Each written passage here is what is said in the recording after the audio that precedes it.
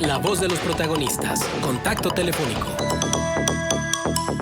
Fernando, gracias por estar con nosotros. Te saludamos Marcela Pámanes, Arturo González, servidor Manuel Cerrato, para analizar esta publicación interesante con los datos del INEGI, que ya decíamos, los niveles de inversión fija bruta están 12% por debajo de los niveles de diciembre de 2018. En tu análisis, pues sugieres como aspectos clave para entender esta situación, las señales políticas y las señales presupuestales. ¿Qué exposición nos podrías hacer de todo esto, Fernando?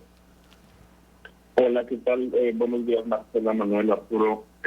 Gracias por la invitación. Y pues sí, esto, como mencionas, es la raíz de la preocupación, ¿no? Que estemos por debajo de los niveles que tenían de diciembre de 2018 de inversión y que veamos esta tendencia, digamos, estancada de inversión pública y de caída de la inversión privada.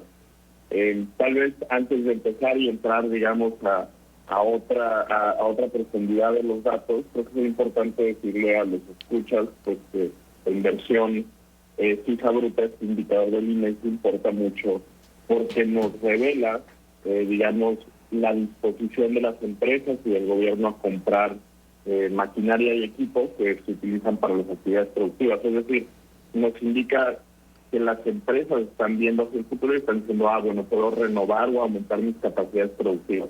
Cuando ese indicador está cayendo, significa que las empresas y también, digamos, incluye al gobierno, no están comprando esa maquinaria y ese equipo. Entonces, pues ahí está en juego el crecimiento del país y por eso es muy importante. De hecho, el artículo al que hace referencia, y aquí es donde hago un comercial, se deriva de un estudio que hicimos en INCO que se llama Hablemos de Inversión Pública en los Estados. Y en ese análisis que invito a los escuchas a consultar en la página web del Instituto Mexicano para la Competitividad, hacemos un análisis general de la inversión federal, de la inversión de los estados, básicamente para responder a la pregunta cuánto destinamos a inversión pública y en qué lo estamos gastando. Sí, ahora, Fernando, también, ¿cómo se podría desde los gobiernos locales tratar de incentivar esta inversión? Porque luego escuchamos que gobernadores, alcaldes hacen estas giras de promoción de los municipios, de los estados. No necesariamente se concreta todo lo que se promueve, pero luego también están estos escollos de la falta de participaciones federales, por lo menos luego ese es el argumento. Es decir, ¿tienen herramientas las autoridades locales también para contribuir a apuntalar la inversión? Claro que sí tienen herramientas y de hecho no las aprovechan muy bien. En el país, digamos, tenemos estos dos jugadores principales en la inversión. El gobierno federal, que digamos representa el 80% de la inversión pública del país, y casi el restante 19% lo realizan los estados y un 1% los municipios. Entonces, ahorita en este escenario en el que vivimos, la federación tiene cierta discrecionalidad con la que gasta, digamos, con la que destina recursos de inversión, y tiene estados, vamos a ponerles consentidos, entre comillas, Campeche, Tabasco, Veracruz, estados tradicionalmente petroleros, y los estados también de la capital, la Ciudad de México, el Estado de México. Y luego hay otros que no reciben tanta inversión federal, como, digamos, en los últimos lugares en el estudio en el que hice referencia, está Tlaxcala, Morelos, Coahuila, San Luis Potosí. Entonces, hay estados donde no invierte tanto la federación, incluso cuando lo vemos en términos per cápita. Y ahí, ¿qué están haciendo los estados? ¿No? Sería la pregunta, bueno, si la federación no me está apoyando, ¿qué están haciendo los estados? Y ahí es donde vemos un dato interesante, y es que los estados solo han destinado en promedio el 5% de sus gastos entre 2015 y 2020 a inversión pública. Digamos, 5%. Es un porcentaje pequeño, es muy pequeño, lo cual significa que las prioridades de los gobiernos estatales pues parecen estar en otros lados. Ahora, dentro de estos niveles bajos de inversión, hay estados que destacan, hay estados que sí están, digamos, invirtiendo más que los demás. La Ciudad de México, el Estado de México, Campeche, Aguascalientes, tienen un gasto estatal en inversión pública de los más altos del país, más de 1.500 pesos por habitante, si lo queremos poner en cifras. Y luego están estados que de plano no están invirtiendo, que parece que la inversión pública no es una prioridad suya. Sorpresivamente, en los últimos 6 años, uno de esos estados es Nuevo León, Yucatán, Michoacán y Baja California. Son estados que entre 2015 y 2020, más o menos al año, le destinaron 400 pesos por habitante. Coahuila, que digamos es el estado donde se escucha más esta emisión, se podría decir que está en la media tabla, no es el 11º lugar de los estados que más destinan inversión pública estatal por habitante. Es un estado, digamos, de media tabla. Y pues en ese sentido consideramos que siguen siendo en general, aunque haya estas asimetrías y diferencias, consideramos que siguen siendo niveles bajos de inversión estatal. O sea, los gobernadores podrían hacer mucho más por invertir en sus contextos locales. Y si quieres, al final me reservo algunas de las propuestas que hacemos en el estudio y que menciono brevemente en el artículo que está presente. Muy bien. Fernando Valdés, te saluda Arturo González. Buenos días. En el caso de las empresas, Fernando, que han bajado también su inversión fija bruta, ¿cuáles son las causas principales? Se menciona las señales políticas, sin embargo, también se habla, por ejemplo, de el reordenamiento o las complicaciones que ha habido en las cadenas de suministro o las, expectativas bajas por la crisis que se está viviendo. ¿Cuál sería el factor determinante en el caso de las empresas para dejar de comprar la maquinaria y las herramientas que necesitan?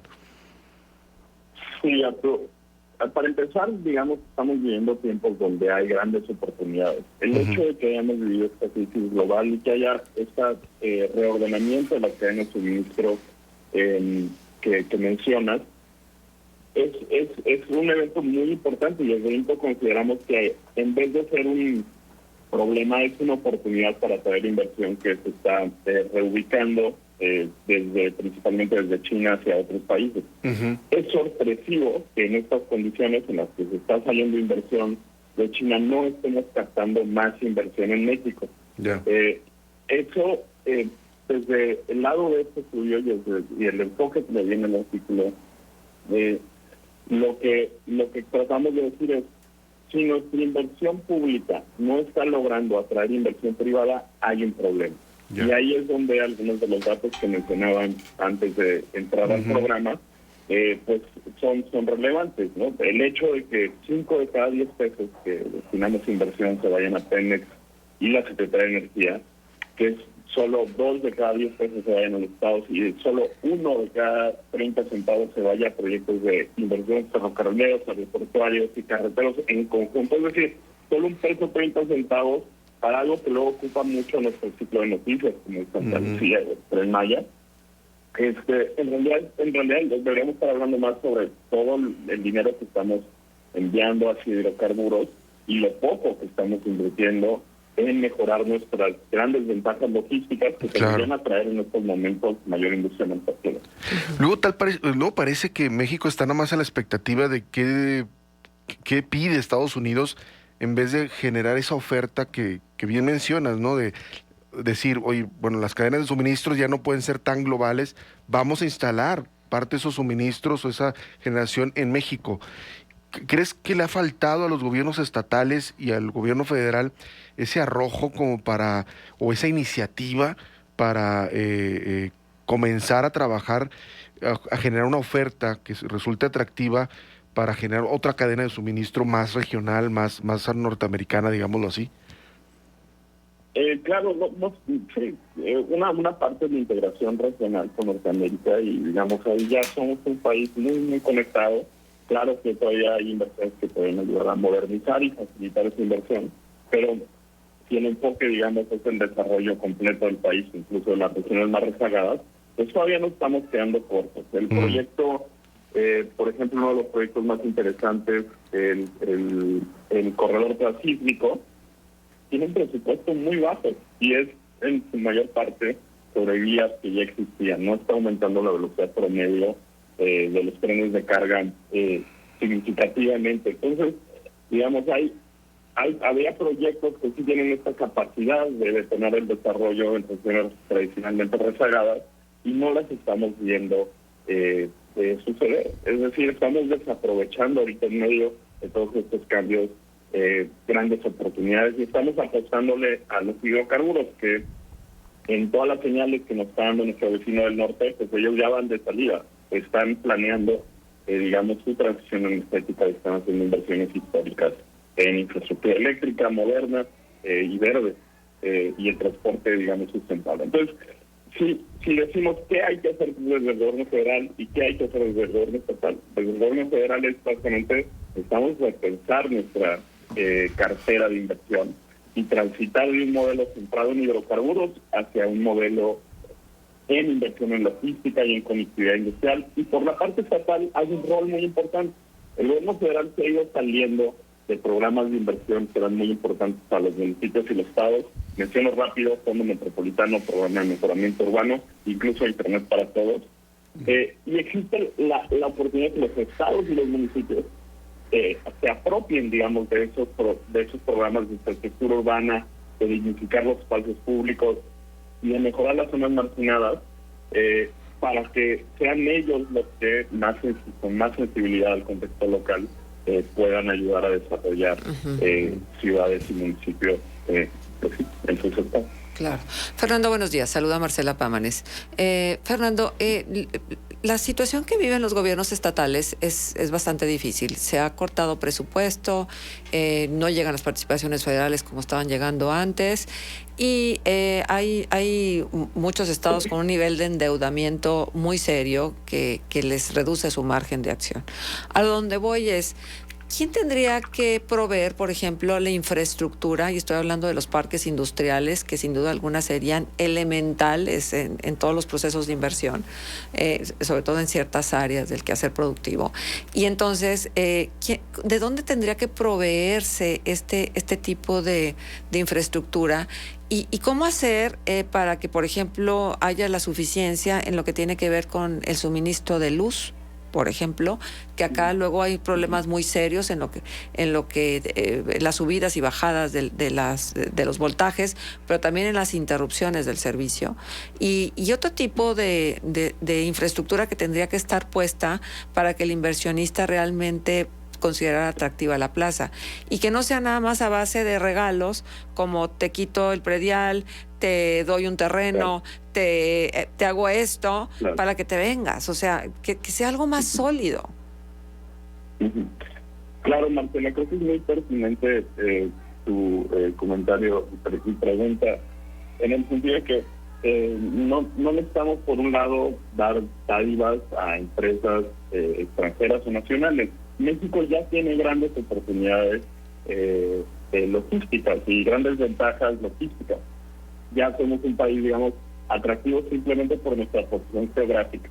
Claro. Ahora, no somos atractivos por nuestra seguridad, no somos atractivos por la calidad de nuestra infraestructura, y en particular en la calidad de nuestra infraestructura está esto de la energía que mencionaba. En resumen, las empresas necesitan energía o buscan energía buena, bonita y barata. Buena en el sentido de que pues sean ininterrumpidas, bonita en el sentido de que pues cada vez más empresas exigen que las fuentes de energía sean renovables o verdes, y barata, pues que esté accesible y que sea competitiva a nivel internacional. Entonces, esas otras condiciones es donde pues ahí entra en juego algo más de la inversión pública. Ahí entra en juego la inversión que tenemos en seguridad y el esquema que tenemos sobre la producción de energía eléctrica del país. Curiosamente, ahora estamos tomando, y en el artículo de opinión que escribí para Nivel Político y al que hacen referencia, mencionaba las señales políticas. El hecho de querer desbancar a los órganos reguladores del sector eléctrico, la Comisión Reguladora de Energía, la Comisión Nacional de Hidrocarburos, de llenarlos de personas que no están capacitadas para los puestos de comisionados, eso es atentar, digamos, contra el esquema que había del mercado eléctrico del país, y pues eso pone en duda a los inversionistas. Dicen, bueno, pues yo no voy a invertir en un país donde no haya condiciones para que mi inversión esté segura o para que sea rentable. Y eso pues ahora le pasa la responsabilidad a CFE de proveer esa energía de calidad esa energía buena, bonita y barata. Entonces, si la CFE no puede con eso, pues las empresas van a decir, bueno, pues ahora me instalo en Guatemala o me instalo en Costa Rica, o donde sea. El punto es, estamos desde diversas condiciones afectando el clima de inversión del país. Y necesitamos rápido ya señales que manden mensajes contundentes de que se va a respetar el Estado de Derecho, que se va a respetar la justa competencia en el mercado eléctrico, además de mejores presupuestos en inversión pública estatal y federal. Claro. ¿Cómo concibes esas señales? ¿Cómo serían esas señales? Pues primero que nada creo que hay una reforma eléctrica que estorba mucho en la discusión y creo que contribuye a este clima de incertidumbre sobre el futuro de las inversiones en México, en el país. Creo que hay mensajes sobre cómo se hacen los nombramientos para ciertos puestos de comisionados en órganos reguladores clave, que creo que podrían mejorar, se podrían traer gente con mayor capacidad. Los inversionistas sí hacen caso a esas señales. Eso es por un lado. Y por el segundo lado, son cosas que ya mencionaba. Necesitamos transitar de un modelo de inversión centrado en hidrocarburos a una inversión logística y conectividad industrial. Si nosotros mandamos esa señal, ni siquiera tenemos que enviar los recursos inmediatamente. Puede ser un proyecto de largo plazo, pero las empresas escuchan, las empresas se enteran de estos grandes proyectos. Y por otro lado, necesitamos pues la economía interna, la economía local, y ahí es donde los gobiernos estados más activos, los gobiernos estatales más activos, pues serían de gran beneficio para traer las mejores condiciones dentro de las ciudades y de los pueblos para crear inversión. Recuerdo un caso aquí en Coahuila, cuando un gobernador se enojó mucho porque la prensa atendió un tema de desabasto de agua. Y entonces el gobernador decía que era la prensa la que estaba ahuyentando las inversiones. Y bueno, la cuestión está en que se toma la parte por el todo. Pienso, por ejemplo, lo que está pasando en materia de inseguridad en Zacatecas, que no nada más es tema local para el Estado, sino es un tema nacional que trasciende las fronteras. ¿Te parece a ti que estos mensajes que luego se envían de lo que pasa, de la actividad interna, pues, de seguridad, de inclusive de pleitos entre los partidos políticos, de ataques a los órganos autónomos, como el INE, por ejemplo, también son considerados, también son tomados en cuenta? Yo creo que sí, pero el problema no es del mensajero, ¿no? Nunca va a ser del mensajero.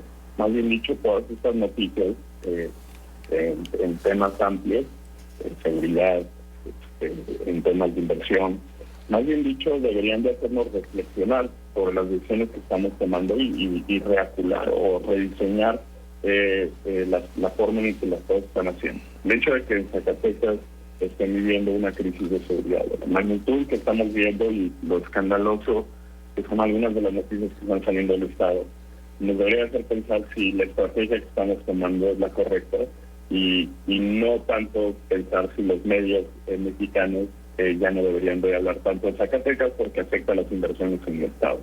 Creo que el problema, más bien dicho, hay que diferenciar entre el síntoma y la enfermedad. Ahora, Fernando, esto que tú mismo ya nos enlistabas, transitar de un modelo de inversión pública federal centrado en los hidrocarburos hacia uno que privilegie también manufacturas, infraestructura de las ciudades, el tema de los recursos públicos, el tema también de la infraestructura social, restituir el Fondo Metropolitano, y que todo esto son propuestas que ustedes también hacen, por ejemplo, y que están también planteadas en este informe del cual también ya nos citabas, Hablemos de Inversión Pública en los Estados. ¿Qué tan factible es que se realicen? Porque luego vemos que pues el presidente López Obrador se casa con la suya, ¿no? Y dice que si la política de inversión pública es hidrocarburos, son los hidrocarburos. Y si ya no hay Fondo Metropolitano, como ya no hay otros 108 fondos y fideicomisos, pues entonces ya no los hay. ¿Qué tan factible es que pueda haber un cambio o por lo menos una flexibilidad en estas decisiones? Algo de cambio hubo para el presupuesto de egresos de la Federación 2022. En 2020, más para ponerlo en cifras, más o menos el 60% de los recursos de inversión pública federal se estaban yendo a hidrocarburos. Ahora va a ser el 50%. O sea, sí hay una disminución, digamos, si comparamos 2020 y 2022. Ok. Y algo sucedió, digamos, porque también algo sucedió al interior, me imagino, de la Secretaría de Crédito Público, porque aumentaron la cartera de inversión. Ya vamos a tener una cartera de inversión de casi $1 billón de pesos. Entonces, eso es una buena noticia, pero hay que entrecomillarlo un poquito, o más bien dicho, hay que ver dentro de ella, porque sigue estando centrada en hidrocarburos. Sin embargo, pues sí va a haber un poco más de dinero para desarrollo profesional, para proyectos de electricidad, para transporte en carretera. En Coahuila un tema importante, el abastecimiento de agua, la industria la infraestructura hidroagrícola. Todo eso, pues hay nuevos recursos, aumentan un poco, pero digamos la inercia todavía no se quiebra, por decirlo de alguna forma. Todavía seguimos en esta gran dependencia de Pemex y pues si vemos lo que está pasando a nivel global, deberíamos estar replanteando nuestras prioridades y viendo hacia. Yo no sé qué tan factible sea que el presidente cambie de un día a otro, ni que la inversión central en hidrocarburos pueda cambiar de un año a otro. Sin embargo, se ven cambios en los márgenes y creo que pues hay que tomar las buenas noticias de donde vengan.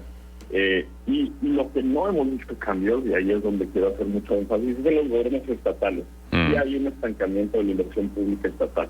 Entonces, los estados, digamos, tal vez los gobernadores, por no ver los frutos de la inversión pública en sus sexenios, prefieren no hacerlo, ¿no? Prefieren hacer programas de educación, salud, de desarrollo social, y pues puede haber ahí unos incentivos que no estén funcionando para que los gobiernos estatales se den inversión. La verdad no lo sé, pero el chiste es que pues necesitamos mayor inversión si queremos mayor crecimiento futuro. Sí, exacto, sí, porque es muy poco, nos dabas este número de apenas el 5%. Bueno, pues invitamos, por supuesto, al público a que ingrese a imco.org.mx y allí encuentra artículos, encuentra los informes, encuentra muchísima información. Fernando, te agradecemos muchísimo el haber estado con nosotros. Gracias, Marcela, Manuel, Arturo, por esta invitación y pues espero que podamos hablar próximamente. Estamos preparando un nuevo estudio sobre inversión donde ya trataremos de meternos más a profundidad a la inversión privada y que espero que podamos comentar con ustedes y su audiencia. Muchas gracias. Por supuesto que sí, Fernando. Estamos en contacto. Hasta luego. Muchas gracias, Fernando. Gracias. Fernando Valdés, investigador del Instituto Mexicano para la Competitividad, con este tema, la silenciosa crisis de inversión. Vamos a la pausa, son las 8:25, 9 grados temperatura en el centro de Torreón. Regresamos enseguida. Contextos. El programa líder en la radio hablada en La Laguna.